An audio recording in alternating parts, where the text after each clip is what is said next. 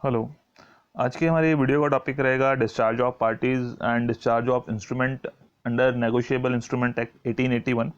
तो negotiable instrument act 1881 के accordingly जो है वो कब अब पार्टीज जो है वो अपने पक्षकार यानी कि जो पार्टीज हैं उसकी नेगोशिएबल इंस्ट्रूमेंट के पक्षकार जो है अपने दायित्व से कब मुक्त हो जाते हैं, या जो इंस्ट्रूमेंट है वो जो विलेख पत्र है उससे जो है वो उसकी कब मुक्ति होती है, वो इंस्ट्रूमेंट जो है वो कब डिस्चार्ज होता है। तो जो डिस्चार्ज ऑफ इंस्ट्रूमेंट है इसके बारे में यही बताता हूँ आपको। डिस्चार्ज ऑफ इंस्ट्रूमेंट का मतलब है कि जब उस इंस्ट्रूमेंट पे जो है अब कुछ भी ड्यू नहीं रह गया, मतलब कि जो भी सारे अधिकार किसी के भी बनते थे वो सभी अधिकार उस इंस्ट्रूमेंट के ऊपर, उस नेगोशिएबल इंस्ट्रूमेंट के ऊपर ख़त्म हो गए हैं। चाहे वो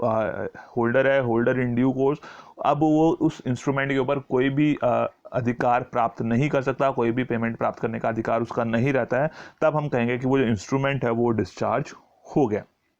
एंड डिस्चार्ज ऑफ पार्टीज, तो ये जो डिस्चार्ज ऑफ पार्टीज है इसमें कुछ और सब पॉइंट्स भी हैं हमारे पास कि जो पार्टीज हैं, जो उसके पक्षकार हैं, उनको अपने दायित्व से कब मुक्ति मिल जाती है। क्योंकि जब तक वो फाइनली इंस्ट्रूमेंट जो है वो डिस्चार्ज नहीं हो जाता, जब तक उसका भुगतान नहीं हो जाता, तब तक उससे पहले वाली जितने भी पार्टीज हैं, मैंने आपको पहले बताया हुआ कि जो नेगोशिएबल इंस्ट्रूमेंट्स हैं दे आर फ्रीली ट्रांसफरेबल। तो ए से बी, बी से सी, डी ई एफ तक, जो जहाँ तक भी जब तक चाहें वो उसको जितनी मर्जी बार चाहें उसको ट्रांसफ़र कर सकते हैं, नेगोशिएट कर सकते हैं before the date of maturity. तो जितने भी जो फाइनल आपका पर्सन है, जो पेई है, उससे पहले वाली सभी पार्टीज जो है वो उस के लिए जो है वो रिस्पॉन्सिबल रहती हैं, लाइबल रहती हैं, जब तक कि वो फाइनल उसकी पेमेंट नहीं हो जाती।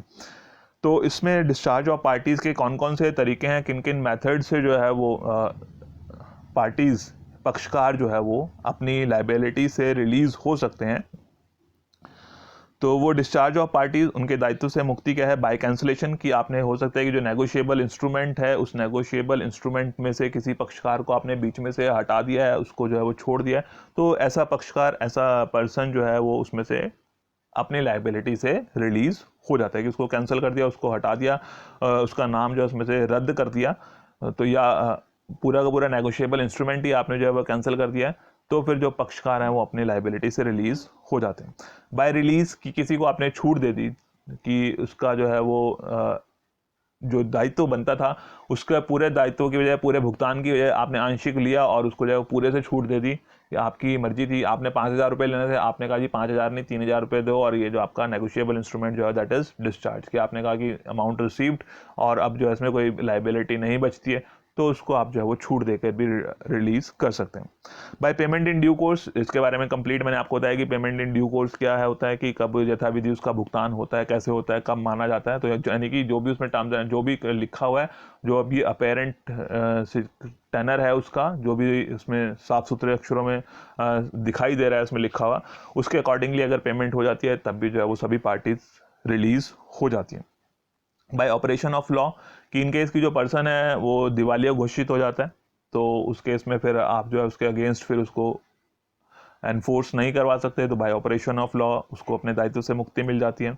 Bye allowing drawee more than 48 hours for acceptance, कि आपने जो है वो एक्सेप्टेंस के लिए ड्रॉई को, in case of bill of exchange के केस में होता है, तो अगर आपने जो है उसको 48 घंटे का समय से ज़्यादा दे दिया, क्योंकि मैक्सिमम 48 आवर्स उसको आप अलाउ कर सकते हैं, बट अगर आपने उससे ज़्यादा उसको समय अलाउ किया है, तो फिर जो है वो बाकी के पर्सन जो इस तरह की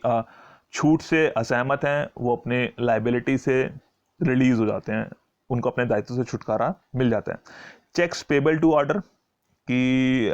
पेबल ऑन ऑर्डर हैं चेक्स, और उनका यथाविधि भुगतान जो है वो बैंक ने कर दिया है, तो फिर जो है वो बेशक बाद में वो जो एंडोर्समेंट है या उसकी जो भी केसेस हैं अगर बाद में झूठ या गलत साबित होती हैं, बट अगर जो है वो बैंक ने अपने जो है वो ड्यू कोर्स में उसका पेमेंट कर दिया है, तब भी जो है वो पार्टीज डिस्चार्ज हो जाती हैं। Then by taking qualified acceptance, की जैसे आपको पता है कि क्वालिफाइड एक्सेप्टेंस ले ली गई है, मर्यादित स्वीकृति अगर उससे ले ली गई है, बाकी पक्षकार उस क्वालिफाइड एक्सेप्टेंस को नहीं मान रहे हैं, तो जिन्होंने उसमें अपनी सहमति नहीं दी थी, जिन्होंने उसको एक्सेप्ट नहीं कर रहे हैं उस क्वालिफाइड एक्सेप्टेंस को, तो वो पक्षकार जो है वो अपने लाइबिलिटी से, अपने दायित्व से जो है वो मुक्त हो जाते हैं।